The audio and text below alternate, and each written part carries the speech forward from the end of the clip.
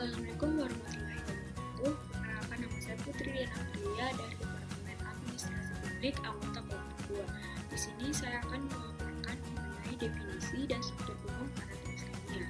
Karya tulis ilmiah adalah suatu karya tulis yang dibuat untuk memecahkan suatu permasalahan di mana berisikan data, fakta, dan solusi. Adapun beberapa struktur umum karya tulis ilmiah yang dapat kita jumpai. Yang pertama ialah abstrak, di mana abstrak berisikan ringkasan dari suatu karya tulis ilmiah. Yang kedua ialah pendahuluan, di mana pendahuluan berisi alasan dilakukannya suatu penelitian dan apa yang melatar belakanginya. Yang ketiga ialah tinjauan pustaka, di mana tinjauan pustaka adalah ringkasan penelitian sebelumnya tentang topik tertentu. Yang keempat ialah metode penelitian, di mana metode penelitian terbagi menjadi dua, yaitu kualitatif dan kuantitatif. Kualitatif penelitian bersifat deskriptif dan penelitian kuantitatif bersifat sistematis. Selanjutnya yaitu ada teknik pengumpulan dan analisis data, di mana teknik pengumpulan data adalah metode dalam memproses data agar memudahkan kita untuk memahami data tersebut, dan juga analisis data diperlukan agar kita mendapatkan solusi atas permasalahan penelitian yang tengah dikerjakan. Selanjutnya ada pembahasan, di mana pada bab ini peneliti akan membahas mengenai hasil penelitian yang tengah dijalankan. Selanjutnya ada penutup, di mana peneliti akan menjelaskan mengenai kesimpulan dari penelitian yang telah dilaksanakan, dan juga terdapat saran dan rekomendasi untuk para pembaca yang membutuhkannya. Dan yang terakhir ialah daftar pustaka dan lampiran, di mana daftar pustaka adalah daftar apa yang telah dilihat dari suatu penelitian, dan lampiran adalah gambaran dari apa yang diteliti. Sekian dari saya. Assalamualaikum warahmatullahi wabarakatuh. Hari ini saya akan menjelaskan tentang penulisan abstrak. Jadi, abstrak adalah suatu ringkasan dari suatu karya tulis ilmiah yang berfungsi sebagai bantu seorang pembaca untuk mengerti inti dari tujuan seorang penulis. Nah, jadi fungsi dari abstrak ini itu untuk informasi bagi para pembaca itu mengenai isi dari observasi kita dan fakta yang telah kita lakukan selama masa penelitian. Adapun 4 unsur dalam penulisan abstrak itu, pertama argumentasi yang logis, itu untuk bisa kita memecahkan suatu masalah. Nah, kedua itu metode atau pendekatan yang harus kita pakai untuk memecahkan suatu masalah tersebut. Dan ketiga itu ada hasil dan apa yang dicapai itu bisa diambil dari kesimpulan. Nah, yang keempat adalah setiap unsur harus dibuat dengan sederhana, singkat dan jelas sehingga para pembaca itu bisa mengerti dan tahu apa inti dari karya tulis ilmiah. Terakhir itu cara penulisan abstrak itu, pertama jumlah kata harus diperhatikan. Itu dari Indonesia itu dari 100 kata sampai 150 kata. Dan itu jarak antar baris. Jarak antar baris itu usahakan ada single satu. Nah, yang ketiga itu penulisan bahasa asing. Seluruh penulisan bahasa asing itu harus tulisan miring sehingga kita bisa membedakannya. Yang keempat itu jumlah paragraf, itu terdiri dari 3 paragraf. Yang pertama itu meliput judul penelitian, rumusan masalah, latar belakang, dan masalah penelitian. Kedua itu memuat metode penelitian, teknik analisa data, dan lain teori. Dan yang paragraf ketiga itu adalah hasil atau kesimpulan diperoleh dari penelitian tersebut. Kelima itu bahasa, itu kita selalu menggunakan 2 bahasa, yaitu bahasa global dan bahasa lokal. Nah, yang keenam itu kata kunci. Jadi kita selalu membuat kata kunci, dan setiap bagian kata kunci itu selalu diberikan tanda koma. Nah, yang ketujuh itu penulisan singkat dan padat dan jelas.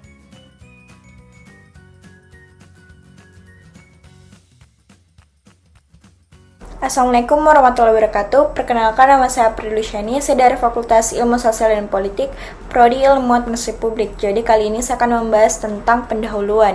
Pendahuluan merupakan bagian pertama dalam artikel jurnal internasional disertai atau penelitian akademis.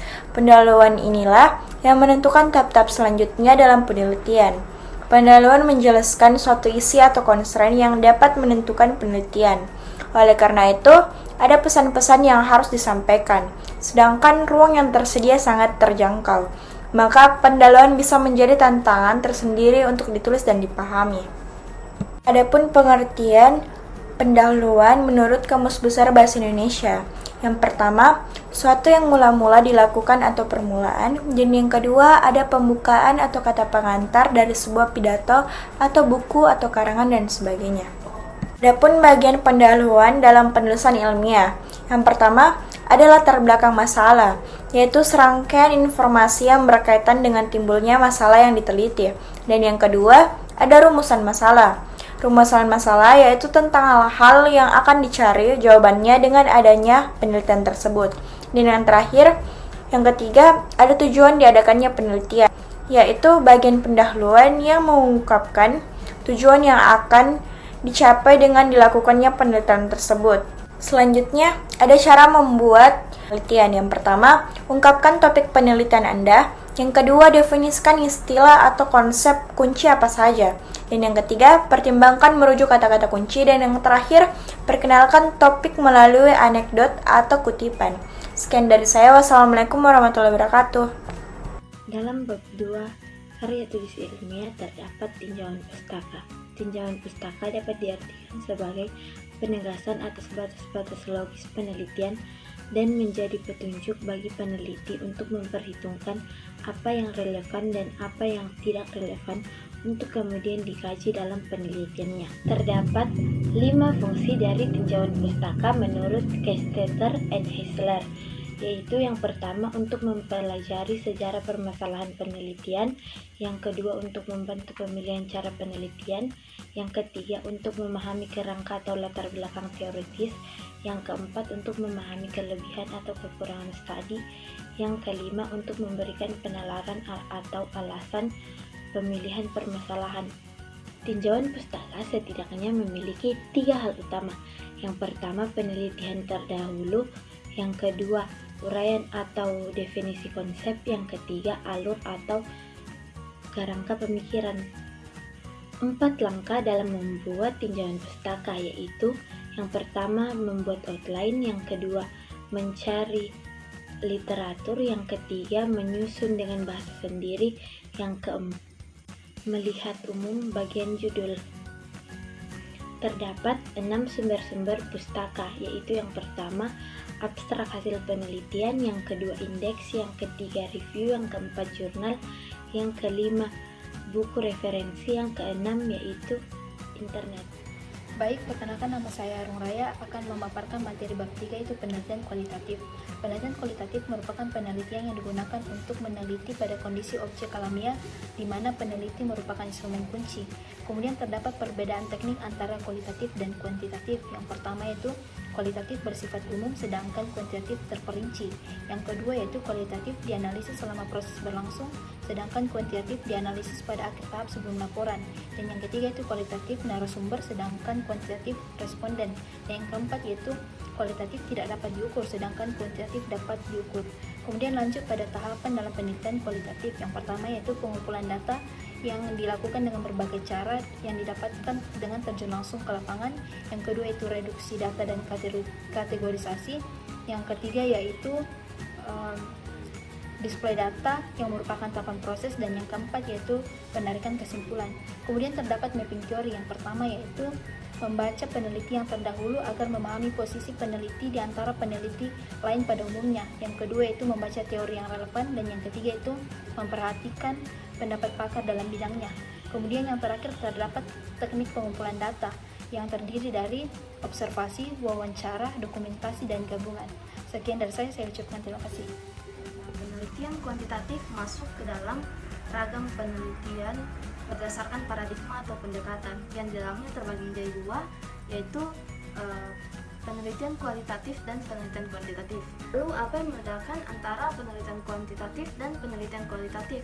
Yang pertama itu pada penelitian kuantitatif data tersebut dapat diukur, sementara pada penelitian kualitatif yaitu mengungkapkan kualitas yang berarti tidak dapat diukur. Kemudian yang kedua, pada penelitian kuantitatif analisis itu dilakukan setelah semua data sudah dikumpulkan, sementara pada penelitian kualitatif analisis data itu berlangsung selama prosesnya itu berlangsung. Lalu perbedaan yang ketiga yaitu pada kuantitatif instrumennya itu baku yang berbasis numerik, sementara pada penelitian kualitatif peneliti yang menjadi instrumen kunci dalam melakukan pengumpulan data. Kemudian perbedaan yang keempat terletak pada asumsi dasar, di mana pada penelitian kuantitatif asumsi dasarnya yaitu percaya, sehingga dilakukan penelitian untuk membuktikan. Dan pada penelitian kualitatif asumsi dasarnya yaitu tidak percaya atau ragu. Lalu perbedaan yang kelima yaitu terletak pada orientasinya. Pada penelitian kuantitatif, dia mementingkan hasil akhir yang diperoleh, sementara pada penelitian kualitatif mementingkan pada proses yang terjadi. Jadi dalam penelitian kuantitatif, datanya itu berupa penjelasan melalui angka-angka sebagai representasi dari kejadian, dan dianalisis menggunakan teknik statistik. Tahapan dalam penelitian kuantitatif yaitu yang pertama merumuskan masalah, yang kedua menarik hipotesis, yang ketiga itu memverifikasi data, dan yang keempat itu menarik kesimpulan. Pengumpulan dan analisis data. Ada dua hal yang mempengaruhi kualitas penelitian. Yang pertama, kualitas instrumen penelitian, dan yang kedua, kualitas pengumpulan data. Kualitas instrumen penelitian berkenaan dengan kualitas pengumpulan data, dan kualitas pengumpulan data berkenaan dengan validitas dan reliabilitas instrumen. Dan kualitas pengumpulan data berkenaan dengan ketepatan cara-cara yang digunakan untuk mengumpulkan data. Oleh karena itu, instrumen yang telah teruji validitasnya dan reliabilitasnya belum tentu menghasilkan data valid apabila instrumen tersebut tidak digunakan secara tepat dalam pengumpulan datanya. Dengan demikian, pengumpulan data merupakan hal yang sangat penting dalam penelitian. Macam-macam teknik pengumpulan data antara lain yang pertama interview, yang kedua angket, yang kedua observasi, yang keempat dokumentasi, dan yang kelima tes. Selanjutnya teknik analisis data. Mendefinisikan analisis data sebagai proses yang merinci usaha secara formal untuk menemukan tema dan merumuskan hipotesis atau ide seperti yang disarankan, dan sebagai usaha untuk memberikan bantuan dan tema pada hipotesis. Jika dikaji, pada dasarnya definisi pertama lebih menitik beratkan pengorganisasian data, sedangkan yang kedua lebih menekankan maksud dan tujuan data. Dengan demikian, definisi tersebut dapat disintesikan menjadi analisis data proses, mengorganisasikan dan mengurutkan data ke dalam pola, kategori, dan sesuai uraian dasar sehingga dapat ditemukan tema dan dapat dirumuskan hipotesis kerja seperti yang didasarkan oleh data. Terima kasih, itu sekian dari saya. Assalamualaikum warahmatullahi wabarakatuh. Sebelumnya saya ingin berterima kasih karena saya telah diberi kesempatan untuk menjelaskan materi terkait dari bab 2 pembahasan. Nah, sebelum itu kita harus mengetahui karya tulis ilmiah adalah sebagai suatu kesatuan proses. Nah, karya tulis ilmiah itu memiliki beberapa bagian. Nah, setiap bagian-bagiannya itu semuanya saling berkaitan dan sangat penting. Ketika di dalam suatu karya tulis ilmiah tidak memiliki satu bagian saja, maka bisa dikatakan karya tulis ilmiah tersebut tidaklah sempurna. Nah, sering juga kita analogikan bahwa bab 1 pendahuluan itu adalah sumber pertanyaan kita, atau kita bertanya-tanya dengan apa, mengapa, kapan, di mana, bagaimana, dan siapa. Nah, barulah di bab 2 pembahasan kita mulai membahas dari definisi pembahasan yang pertama. Yang pertama, definisi pembahasan itu lebih kepada batasan atau membedakan satu hal yang lain dengan hal lainnya, dengan cara proses berpikir kita untuk mendapatkan suatu data-data dari hasil meneliti kita, menganalisis maupun mengamati dari isu-isu maupun permasalahan yang akan kita angkat. Yang kedua, ada fungsi pembahasan. Fungsi pembahasan itu lebih kepada apa yang akan kita lakukan. Nah, ide-ide kita akan tertuang di dalam sebuah fungsi pembahasan tersebut. Yang ketiga, ada tujuan pembahasan. Tujuan pembahasan itu lebih kepada untuk apa kita melakukan hal tersebut. Tentu saja untuk mendapatkan suatu jawaban dari pertanyaan yang timbul di bab 1 pendahuluan sebagai suatu pemecahan permasalahan. Jadi kesimpulannya dari bab 2 pembahasan ini lebih kepada kita harus menjawab pertanyaan-pertanyaan yang ada di bab 1 pendahuluan menggunakan metode penelitian kita dan juga sesuai dengan teori maupun konsep yang kita gunakan. Oke, untuk materi selanjutnya saya serahkan ke pemateri berikutnya untuk menjelaskan bagian bab 5. Kurang dan lebihnya mohon dimaafkan. Wassalamualaikum warahmatullahi wabarakatuh. Assalamualaikum warahmatullahi wabarakatuh. Di sini saya akan menjelaskan mengenai bab 5, yaitu penutup. Nah, penutup sendiri terbagi menjadi dua, yaitu yang pertama kesimpulan dan yang kedua adalah saran. Nah, yang pertama ini kesimpulan. Kesimpulan ini merupakan hasil daripada rangkuman dari keseluruhan materi yang ada di karya tulis ilmiah kita. Kemudian dimasukkan di dalam kesimpulan untuk memudahkan si pembaca memahami inti daripada maksud karya tulis ilmiah yang kita buat nantinya. Nah, yang kedua yaitu saran. Nah, saran di sini merupakan hasil daripada kajian-kajian yang dilakukan ketika pembuatan karya tulis ilmiah atau setelah pembuatan karya tulis ilmiah ini. Nah, hal ini bertujuan supaya pembaca kedepannya mengetahui apa yang si penulis sarankan atau ingin sampaikan mengenai hasil dari kajiannya. Nah, atau saran ini bisa berupa atau bersifat teoritis dan juga praktis.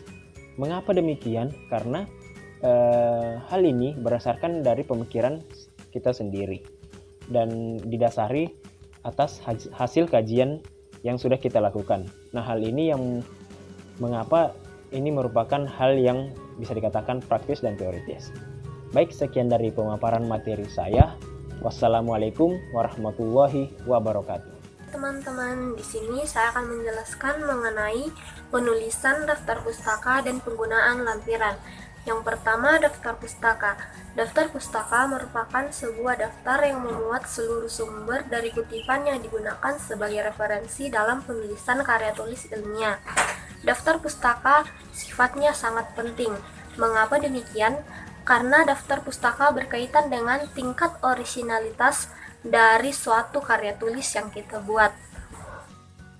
Adapun tujuan dari penulisan daftar pustaka, yang pertama sebagai bentuk menghargai penulis lain, yang kedua sebagai informasi sumber penyusunan tulisan, yang ketiga sebagai media bagi penulis lain untuk daftar rujukan, dan yang keempat yaitu membantu para pembaca untuk mengakses informasi lebih lanjut.